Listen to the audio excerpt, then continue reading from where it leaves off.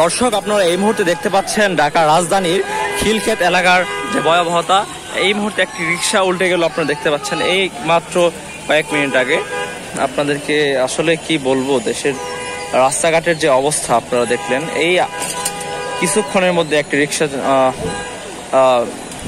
মেনহোলের যে গর্তে সেখানে পড়ে প্রায় একটি দুর্ঘটনা ঘটার সম্ভাবনা তৈরি হয়েছিল। এবং আপনারা আমার পেছনে জায়গা দেখতে পাচ্ছেন ঢাকা রাজধানীর খিলক্ষেত এলাকার নিউ মার্কেটের সামনেই এই অবস্থা।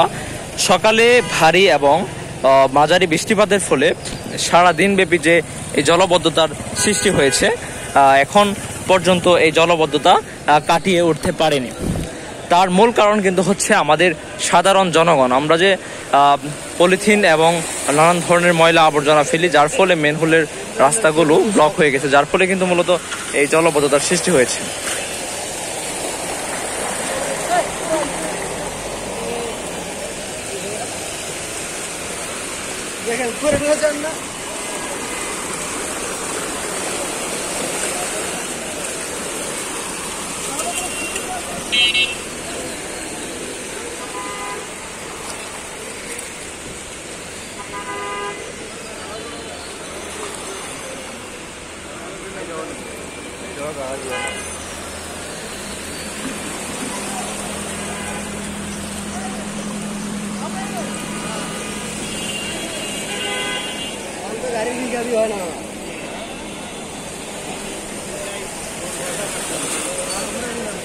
এই মুহূর্তে একটি অটো রিক্সা দেখতে পাচ্ছেন, পানির কারণে তার যে ইলেকট্রিক্যাল সার্কিটের সমস্যা হয়েছে, যার ফলে রিক্সাটি এখন এই মুহূর্তে নষ্ট হয়ে গেছে।